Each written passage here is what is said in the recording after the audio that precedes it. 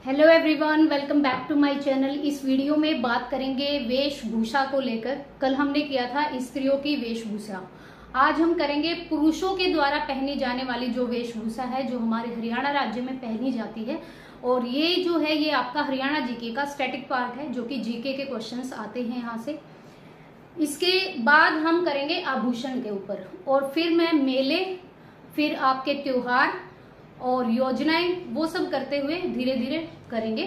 और ये जो है ये इतना ही है, पुरुषों की वेशभूषा में इतना ही है।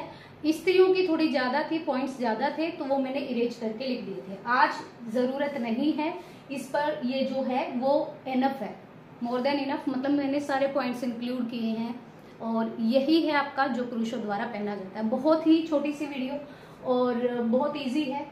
कमीज, कमीज का मतलब जिसके ऊपर कॉलर लगा होता है, दैट्स इट। और ये पुरुषों के द्वारा पहनी जाती है। जब हमने कुर्ते के बारे में पढ़ा था स्त्रियों की वेशभूषा में, तो कुर्ता भी क्या होता है, कॉलरदार होता है, जम्फर होता है बिना कॉलर का, तो ये कॉलरदार होगा। खंडवा, खंडवा एक पगड़ी है जो अगर पहले के थोड़े से मतलब हमारे जो दादा दादी की जनरेशन के अगर लोग होंगे तो आपने देखा होगा, वो सिर पर पगड़ी बांधते हैं जिसे खंडवा बोला जाता है, और ये सम्मान का प्रतीक होता है।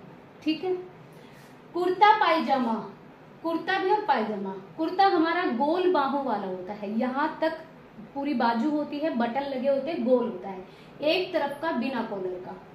पगड़ी सेम चीज है, खंडवा और पगड़ी। पगड़ी में ये मारवाड़ी ढंग की पगड़ी जो कि सिर पर पहनी जाती है, जैसे आपने राजस्थान के लोगों को देखा होगा, वो बोल देते हैं कि मारवाड़ी पगड़ी, और ये हम बोलते हैं इसको पगड़ी।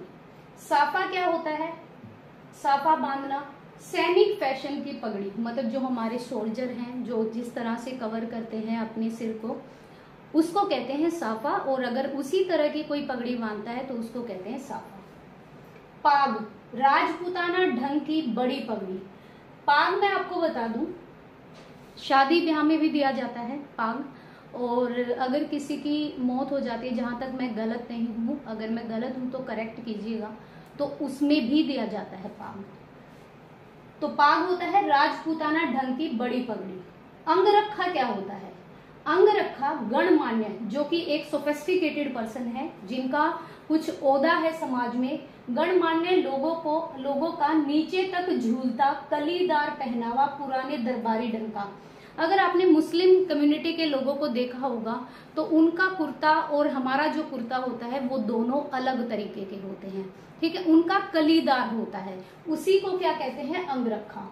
रुई की कमरी, कमरी बोल लो या मिर्जर्क बोल लो, तीनों एक ही चीज है। रुई कमरी हमने कल भी पढ़ा था स्त्रियों की वेशभूषा में। यहाँ तक आस्तीन, या तो पूरा ढकी हुई जैकेट या फिर आधी आस्तीन तक की, कमर तक की जो जैकेट होते हैं उसे कमरी बोलते हैं। रुई की कमरी रुई भरकर बनाई जाती है और ये सर्दी से बचाव भी करती है। 3 पॉइंट लिखे हैं। सोड़, रजाई को बोलते हैं, सर्दियों में ओढ़ी जाती है। सोड़िया, इसमें खद्दर का बना हुआ होता है। खेस, मोटे सूत की चादर होती है, बेसिकली गर्मियों में यूज करते हैं हम, और जब थोड़ी थोड़ी सी ठंड आनी स्टार्ट होती है उसमें यूज करते हैं। और खेस आपने देखा होगा सर्दियों में भी लोग जो है वो पहनते हैं। आगे है लोई। लोई क्या होती है, ये चादर होती है और ओढ़ने का वस्त्र है, मतलब इसको लपेट कर ओढ़ा जाता है। सबको पता है इसको चादर बोलते हैं, लोई यहाँ पे बोला गया है।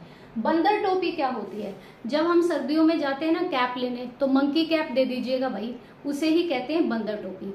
आपके कान, आपकी सिर, कान और गले को सर्दी से बचाने के लिए ये पहनी जाती है। आप स्क्रीनशॉट ले लीजिएगा। यही है जो कि पुरुषों के द्वारा पहने जाने वाली वेशभूषा है। स्त्रियों की थोड़े ज्यादा पॉइंट्स थे, आभूषण की हम कल करेंगे। और स्त्रियों के आभूषण काफी सारे हैं, जो आपका लगभग 15 से 20 मिनट का वीडियो लगेगा, और वो आपको पता भी होनी चाहिए। तो आपको वीडियो कैसा लगा ये जरूर बताइएगा, और वीडियो देखने के लिए thank you so much. Channel पर आने के लिए प्लीज सब्सक्राइब जरूर करिएगा। Thank you so much, thank you for watching.